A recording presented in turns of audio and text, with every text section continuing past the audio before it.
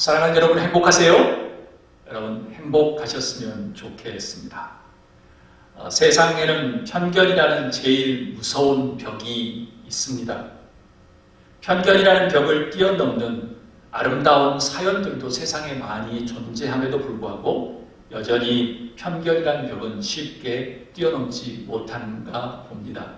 특별히 코로나 바이러스 때문에 민족과 민족, 나라와 나라, 얼굴의 색깔들, 또 잘 사는 사람과 못 사는 사람들, 많이 배운 사람들과 못 배운 사람들, 또 직업이 좋은 사람과 직업이 좋지 않은 사람들 간의 그 벽, 편견이라는 벽이 더 구체적으로 우리 안에 도드라져 보이는 현실 속에 살고 있습니다. 한국에 아주 오래전에 인기가 있었던 남자의 자격 합창단이라는 어떤 프로가 있었습니다. 가수 김태원 씨의 지휘로 이루어졌던 청춘 합창단이 편견으로 가득 찬 곳을 방문했습니다. 그럼 편견으로 가득 찬 곳이 어디일까요? 소년원, 가모소를 찾아가 공연을 하게 되었습니다. 청춘 합창단의 서울 소년원 공연은 사뭇 긴장감과 기대를 가져다주는 프로그램이었습니다.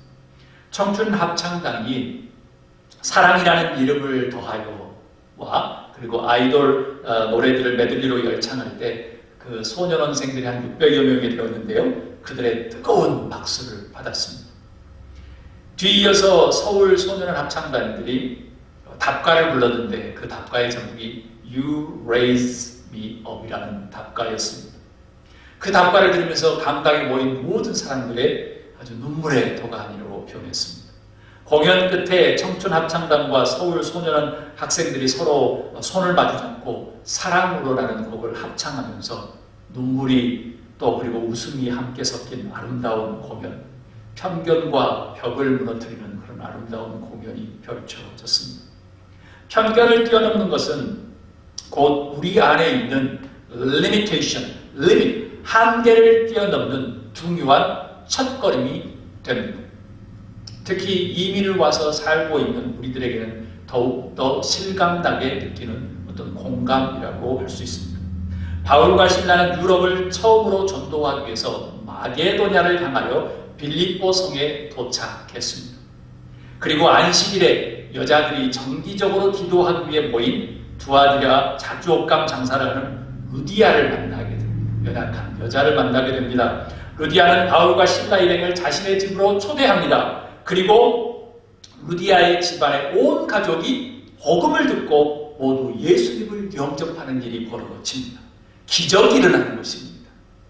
이 사건은 유럽의 관문인 빌립보에서 처음으로 가정교회가 루디아의 집에서 시작되었음을 알리는 복음의 신호탄이 되었습니다.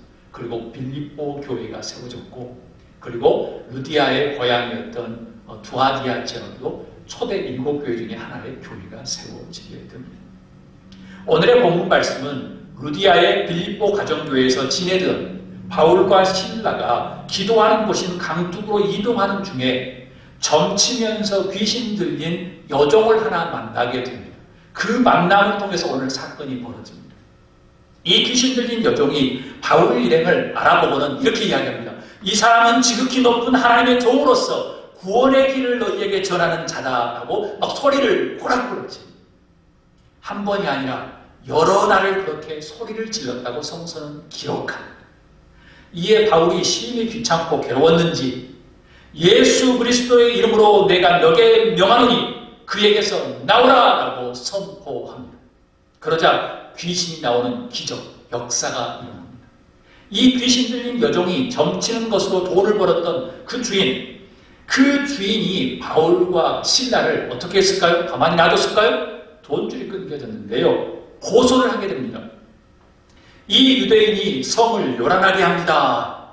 우리 로마 사람들이 받지도 행하지도 못하는 풍속을 전합니다. 라고 말합니다. 그래서 무리들이 일제히 고발합니다.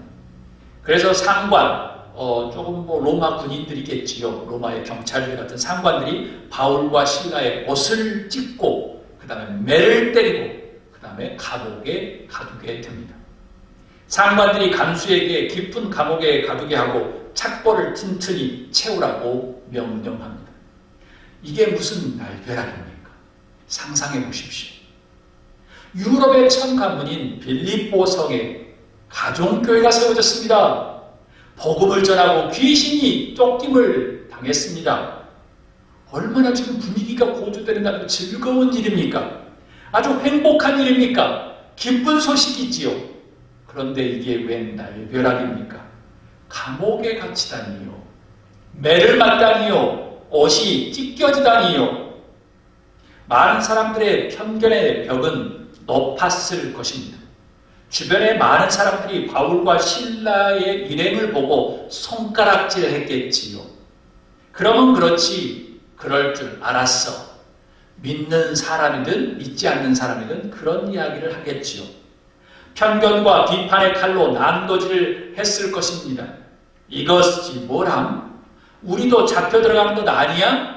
아니, 바울과 실라는 별것도 아닌 사람들이었네? 라고 초대교회, 가정교회에 있었던 빌립보 사람들도 그렇게 생각했겠지요. 오, 이러다가 우리 죽을 수도 있겠구나.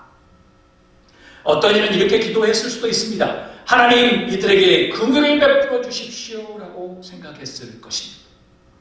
5만 가지의 생각이 다양했을 것이에요. 에휴, 그러나 봐라, 내가 저럴 줄 알았다 라는 사람, 똑똑한 척하는 사람. 어떤 사람은 우리도 잡혀가는 것 아니야? 라고 뒷공문이 슬슬 빼면서 이제 신앙의 길에서 멀어져 가는 사람. 어떤 사람은 주님! 주님의 종이 잡혀갔습니다. 긍휼을 베풀어 주시옵소서 라고 목숨을 걸면서 기도하는 사람들도 있었겠죠. 소위 뛰어난 머리와 분석하기를 좋아하는 사람들은 이렇게 이야기했을 겁니다. 아유, 교회 세워지는데 얼마 되지도 않은데, 가정에서 세워지는데 루디아 봐봐, 아이고 불쌍하기 짝이 없네. 이제 끝이야. 시작하기도 전에 끝났다고 판단했겠지요. 꿈이 아니라 실패라고 말했을 것입니다. 어느 날 오후 2시 경기도 군포 서울소년원에 어떤 볼품없는 외모, 가난과 따돌림, 교통사고와 종양수술을 경험했던 초라한 40대 영국인이 그 소년원에 방문했습니다. 그는 이렇게 입을 열었습니다. 저는 너무 가난해서 교복만 입었어요. 그래서 친구들의 놀림감이 되었지요. 14살 때 학교 합창단에 가기 위해 뛰어가다가 건축자재에 부딪혀서 앞니가 깨졌고 제때 치료를 받지 못해 치열까지 망가졌어요. 4년 후에는 교통사고로 척추를 다쳐 학교를 1년 더 다녔었지요. 그래서 친구들이 너는 프랑켄슈타인 괴물이야 라고 그렇게 놀림을 당했어요. 그 따돌림은 더욱더 심해졌고 밤마다 울어야 했지요. 그러나 포기하진 않았어요. 아르바이트를 하면서 대학에 진학했고요. 2001년, 2002년 여름에 이태리에 있는 오페라 스쿨에 창법을 익혔으며 그때 평생의 동반자 줄리에를 만나 결혼했어요. 그러나 기쁨도 잠시 맹장 수술을 받기 위해서 입원했다가 악성 종양을 발견했습니다. 수술을 받고 회사에 복귀한 뒤 4일째 되는 날에 자전거로 출근하다가 차에 치였어요. 청천벽력과 같은 날벼락의 연속이었지요.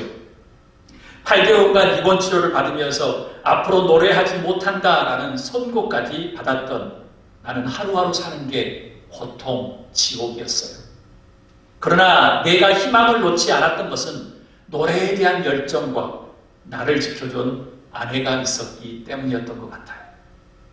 병원 치료비로 카드빚이 쌓여 있었고 휴대폰 판매원으로 살아가면서 오페라의 꿈을 포기하지 않았던 그는 2007년 영국의 스타 발굴 TV 프로그램인 Britain's Got Talent에서 우승하며 유명해졌습니다.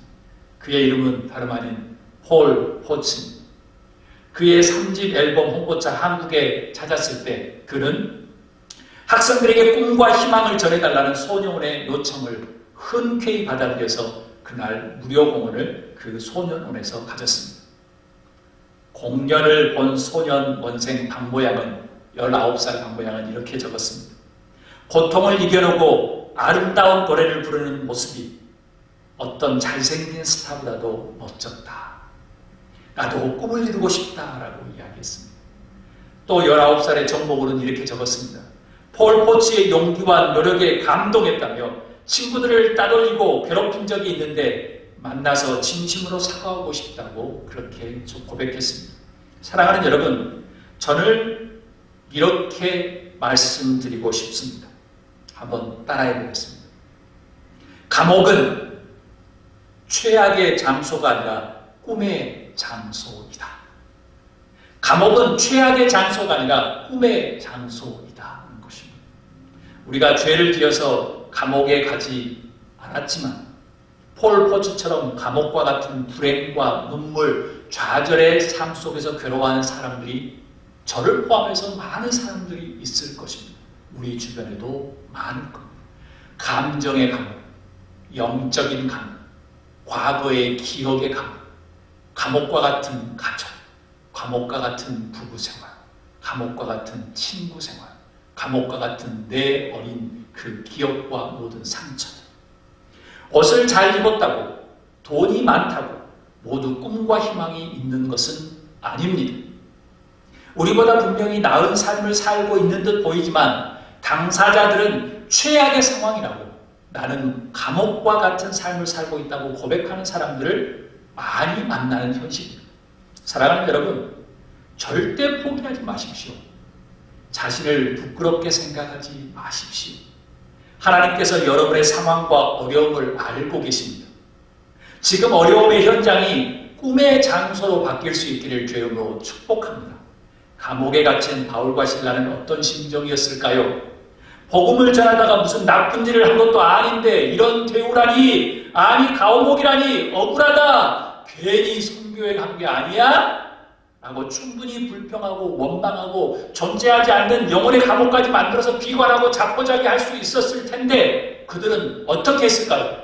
사도행전 16장 25절에서 26절 제가 읽습니다. 한밤중에 바울과 실라가 기도하고 하나님을 찬송하며 죄수들이 듣더라. 이에 갑자기 큰 지진이 나서 옥터가 움직이고 문이 곧 다 열리며 모든 사람의 매인 것이 다 벗어진지라. 바울과 신라는 그 감옥에서 불평불만하지 않고 자포자기한 것이 아니라 한밤중에 기도하고 찬송했습니다. 그러자 큰 지진이 나서 옥터가 움직이고 문이 열리고 그 발에 차고 있었던, 손에 차고 있었던 착고가 열립니다. 하나님의 역사하심으로 기적이 일어난 것입니다. 정말 기적이었습니다. 불평과 원망과 부정은 곧 실패의 지름길, 기적과 정반대의 길입니다. 그런데 기도와 찬송은 기적을 부르는 지름길입니다. 이것은 기적입니다. 사도행전에 나오는 큰 기적 사건이며 모든 크리스천들이 알고 있는 기적 중에 기적입니다. 그러나 간과하지 말아야 할 것은 당사자들인 바울과 실라는 감옥에 갇혀 있었습니다. 안락한 침대와 소파 위에서, 안락한 이런 아주 멋진 교회 음향 시스템과 교회 건물에서 기적이 일어난 게 아니라 감옥에서 착고가 쳐있고 옷이 찢어지고 매를 맞은 상태의 감옥, 깊고 깊은 감옥에서 기적 중에 최고의 기적이 일어났습니다. 인생 최악의 상황, 포기, 불평밖에 나올 수 없는 상황이었다는 것입니다. 마게도니아, 즉 헬라 그리스에서 그들은 유대인의 신분입니다. 죽여도 별 문제없는 시대였습니다. 그러나 우리의 예상은 빗나갔습니다. 바울과 신라는 원망 대신 기도하며 찬송했습니다. 바울과 신라는 감옥이 꿈의 장소라고 믿고 기도하는 것입니다. 분명히 하나님께서 이곳에 감옥에 보내신 목적이 있을 것이라는 그 기대감과 설레임으로 기도와 찬송이 있었다는 것. 기적은 아무것도 준비가 되지 않는데 우연찮게 벌어지는 게 아닙니다. 그 정말 최악의 상황이지만 그곳이 꿈의 장소라고 생각하는 믿음을 통해서 기도와 찬송이 있었을 때 기적은 일어나고, 이것이 올바른 믿음입니다. 이것이 꿈꾸는 신앙인의 특징입니다. 바울과 신라 자신들도 놀랐을 것입니다. 와, 대단하다. 하나님의 능력은 대단하다. 정말 신실하신 하나님이시구나 라고 찬양했을 것입니다. 사랑하는 여러분, 바울과 신라와 같은 기적의 은혜를 여러분의 삶 속에서 지금 감옥에 있는 것처럼 정말 힘든 우리의 삶 속에서 체험할 수 있기를 주님으로 부탁합니다. 그러면 감옥은 또 어떤 곳일까요? 두 번째 한번 따라합니다. 감옥은 생명의 씨앗이 움트는 곳이다. 감옥은 생명의 씨앗이 움트는 곳입니다. 남아프리카 어느 감옥에 D급 죄수가 있었습니다. A급, D급이 좀 제일 안 좋은가 봐요. 최악의 정치범으로 분류된 그에게 면회는 딱 6개월에 한 번만 허용되었습니다. 편지를 주고받는 것도 아주 극도로 통제되었다고 하죠. 철저히 외부와 고립된 생활 속에서 지독한 고독과의 싸움이 아주 길게 느껴졌을 것입니다. 그가 독방에 갇힌 지 4년째 되던 해에 어머니가 돌아가시고 그 이듬해에 큰아들마저 자동차 사고로 죽었습니다. 장례식에도 참석할 수 없었던 그의 고통은 이루 말할 수 없었지요. 가족 역시 고통스러운 나날을 보내고 있었습니다. 아내와 딸들은 영문 모른 채 흑인 거주 지역으로 끌려갔고 둘째 딸은 심각한 우울증으로 시달렸습니다. 이 끔찍한 무력함 앞에서 그는 얼마나 더 견뎌하는지 생각조차 하고 싶지 않았을 것입니다. 그러던 중 몇 년 동안이나 못 보았던 맏딸이 찾아왔습니다. 저는 이 글을 준비하면서 눈물을 흘렸습니다. 아버지 노릇을 제대로 하지 못했다는 죄책감으로 힘들었지만 그는 유난히 딸이 그리웠습니다. 그것도 6개월에 한 번 올 수 있는 면회 기간. 면회실에서 딸의 품에서 갓난아이가 안겨 있었습니다. 당시에 할아버지가 손자의 이름을 지어주는 풍습이 있었는데 그것을 위해서 그 큰딸이 찾아온 겁니다. 큰딸이 이야기합니다. 아버지, 제 딸을 위한 일을 생각하셨나요? 지난번에 편지로 말씀드렸잖아요. 아버지는 눈물을 흘리며 천천히 고개를 끄덕였습니다. 그리고 주머니 속에서 꼬깃꼬깃한 종이 한 장을 꺼냈습니다. 그 안에는 이렇게 쓰여져 있었습니다. 아즈위라는 말. 그것은 희망이라는 단어의 뜻입니다. 아즈위, 희망. 그 할아버지가 바로 남아프리카 공화국 대통령이 되었습니다. 노벨 평화상의 주인공인 넬슨 만델라입니다. 그는 자유와 평등을 부르짖다 1990년 2월 마침내 27년의 수감 생활을 끝내고 자유를 얻었습니다. 출감하는 날 그는 이렇게 말했다고 합니다. 내 나이 71에 인생을 새로 시작한 것 같다. 감옥에서 보낸 1만 일이 이제 끝났습니다. 이를 훨씬 넘긴 만델라의 머릿속에는 오직 한 가지 생각뿐이었습니다. 46년간 아파르트 헤이트로 인한 초토화된 나라의 다인종을 위한 미래를 건설해야 한다는 생각뿐이었습니다. 꿈은 나이를 묻지도 따지지도 않습니다. 꿈은 상황도 환경도 초월합니다. 어느 누가 감옥과 같은 삶이 인생의 막장이라고 표현했을까요? 이것은 어둠의 세력이 우리를 무너뜨리기 위한 계획입니다. 이미 예수 그리스도께서 죽음과 또 지옥을 멸하시고 생명과 또 영생과 천국을 우리에게 주셨는데 다시 악과 어둠의 종으로 다시 얽매이고 구속하려는 것은 어둠의 세력들이 우리를 넘어뜨리려고 하는 것입니다. 사랑하는 여러분, 과목과 같은 어려움과 힘든 순간에도 희망과 그 꿈의 끈을 놓치지 않는 여러분이 되기를 주의 이름으로 축복합니다. 신앙은 꿈꾸는 것입니다. 사도행전 16장 27절 29절 제가 읽도록 하겠습니다. 간수가 자다가 깨어 옥문들이 열린 것을 보고 죄수들이 도망한 줄 생각하고 칼을 빼어 자결하려 하거늘 바울이 크게 소리질러 이르되 내 몸을 상하지 말라 우리가 다 여기 있노라 하니 간수가 등불을 달라고 하며 뛰어들어가 무서워 떨며 바울과 신라 앞에 엎드리고 어둠의 세력은 간수처럼 포기하게 만듭니다. 자포자기합니다. 조금만 견디면 분명히 꿈의 씨앗이 움트는데 그것을 참지 못하게 만듭니다. 그래서 자살도 하게 하고요. 살인하게 하기도 하고요. 방화나 충격의 사건들이 일어나는 것입니다. 사랑하는 여러분, 바울과 신라처럼 내 몸을 상하지 말라는 영적인 하나님의 음성을 들을 수 있기를 주님으로 축복합니다. 30절 제가 읽습니다. 그들을 데리고 나가 이르되 선생들이여 내가 어떻게 하여 구원을 받으리까 하거늘 이르되 주 예수를 믿으라. 그리하면 너와 내 집이 구원을 받으리라 하고 주의 말씀을 그 사람과 그 집에 있는 모든 사람들에게 전하더라. 극단적인 행동을 모면한 간수가 바울과 실라에게 묻습니다. 어떻게 해야 구원을 얻습니까? 죽음을 선택하려 했던 절벽에서 하나님을 만난 뒤 그들의 질문이 관심이 바뀌었습니다. 어떻게 하면 죽을까? 라고 했던 그들의 관심과 그들의 질문이 어떻게 하면 구원을 얻을 수 있습니까? 라는 것으로 바뀌었습니다. 여러분의 내일의 삶 속에서 질문과 관심이 확연히 달라질 수 있기를 바랍니다. 어둠에서 빛으로 달라지십시오. 이때 그 유명한 말씀이 나옵니다. 주 예수를 믿으라. 그리하면 너와 내 집이 구원을 받으리라. 사랑하는 여러분, 주 예수 그리스도를 통해서 여러분과 여러분의 모든 가족이 구원받을 수 있기를 주님으로 축복합니다. 33절, 34절 제가 읽습니다.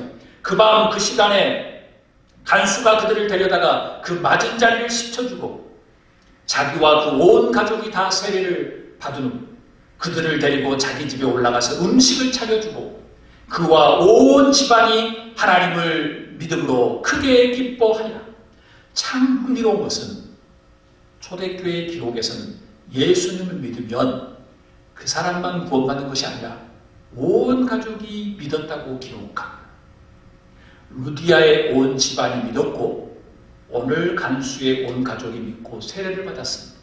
또한 고넬료 가족도 그랬습니다. 크게 기뻐했다고 이야기합니다. 이들에게는 감옥이 인생의 막장이 전혀 아니었습니다. 새 생명의 씨앗이 움트는 그런 꿈과 희망의 장소였습니다. 저도 여러분을 축복합니다. 예수님을 영접하고 온 가족이 믿음 안에서 기쁨이 가득할 수 있기를 주님으로 축복합니다. 꿈을 이루십시오. 40절 제가 읽습니다. 두 사람이 옥에서 나와 루디아의 집에 들어가서 형제들을 만나보고 위로하고 가니라. 저는 그래서 이렇게 말하고 싶습니다. 감옥은, 한번 답답합니다. 감옥은 교회의 든든한 반석이다. 교회의 든든한 반석. 40절 두 사람이 옥에서 나와 루디아의 집에, 그 가정교회가 있는 빌립보 가정교회가 있는 루디아의 집에 들어가서 형제들을 만나고 위로하고 또 거기서 거했다고 말합니다. 감옥에서 성령을 체험하고 간수의 집안에 구원을 받은 그 감정을 자기들만 알고 있는 것이 아니라 빌립보 그 가정교회에 가서 다시 전합니다. 그리하여 빌립보 가정교회가 부흥을 경험합니다. 하나님의 역사입니다. 마음을 졸이고 기다리는 그 루디아 가정교회 사람들을 위로했습니다. 그들이 얼마나 하나님을 찬양하며 기뻐했을까요? 이제 빌립보 가정교회는 날개를 달았습니다. 하나님께서 당신이 꿈꾸기를 원하십니다. 여러분이 꿈꾸기를 원하십니다. 포기하며 자멸하는 모습을 원하지 않습니다. 여러분이 기꺼이 건강하게 행복하게 여러분의 능력을 마음껏 발휘하는 그 꿈을 꾸기를 원하십니다. 어둠에 잠겨서 원망과 불평과 화와 어둠의 이야기가 아니라 저 넓은 세상을 향하여 당당하게 걸어서 달려가기를 원하십니다. 우리가 꿈꾸며 행복한 삶을 살게 하기 위하여 이 땅에 예수님을 보내셨습니다. 신앙은 꿈꾸는 것이니까 세상을 구하기 위해서, 여러분의 인생을 구하기 위해서 오셨습니다. 의미 없는 불평과 좌절에서 멈춰서지 마십시오. 가족과 친구와 여러분 자신을 살아날 수 있는 유일한 길이신 예수 그리스도를 영접하고 그분을 바라보십시오. 인간의 최악의 장소였던 그 감옥에서 하나님의 놀라운 역사에 하나님의 놀라운 꿈을 이루어졌던 것처럼 꿈을 꾸십시오. 이것보다 큰 축복은 없습니다. 유럽 최초의 복음이 증거되는 현장은 안락하게 준비됐던 곳이 아니라 바로 감옥이었습니다. 그러나 하나님의 계획은 엄청났습니다. 그곳에서 간수를 변화시키고 그리고 그의 가족이 구원을 받습니다. 그것뿐만 아니라 그곳에 죄수들도 보았다고 말합니다. 분명히 그 사람들 중에 하나님의 콜링을 받았던 사람들이 있었을 것입니다. 그들이 빌립보 교회를 세우는 반석이 되었습니다. 말씀을 마칩니다. 나이키의 광고에 보면 Just do it이라는 광고가 있습니다. 그냥 해! 한번 도전해봐! 라는 거예요. 아디다스의 광고 문구는 이것입니다. Impossible is nothing. 불가능이 없다는 것이. 불가능은 없다는 거예요. 예수님은 우리 인생의 절망의 순간에 기꺼이 찾아오셨습니다. 감옥이라는 절망의 순간에 좌절이 아니라 꿈과 희망으로 우리와 함께 하십니다. 만약 지금 감옥과 같은 상황을 겪고 계신 분이 있으십니까? 아니면 여러분의 가족 중에, 직장 동료 중에, 여러분의 모임 안에, 여러분의 큰 도시에 살고 있는 친척들 중에, 우리나라 안에 지금 그런 상황을 겪고 계십니까? 두려워하지 마십시오. 하나님께서 함께 하십니다. 원하기는 그 상황 속에서 여러분이 꿈꾸는 메신저가 되었으면 좋겠습니다. 주 예수를 믿으라. 그리하면 너와 내 집이 구원을 얻을 것이다. 그 감옥은 꿈의 장소였고 꿈의 씨앗이 묻은 곳이었고 교회와 여러분이 든든하게 설 수 있는 반석의 장소였습니다. 영적으로나 또 육적으로나 또 정신적으로 또 경제적으로 또 정치적으로 감옥과 같은 지금 현실을 살고 있습니다. 그렇지만 감옥에서 다시 회복하고 교회가 세워지고 부활의 영이 임한 것처럼 기적은 임할 것입니다. 여러분에게 꿈꾸는 감옥의 은혜가 넘칠 수 있기를 주님으로 축복합니다. 복음에는 불가능이라는 단어가 없기 때문입니다. 아멘. 시간과 함께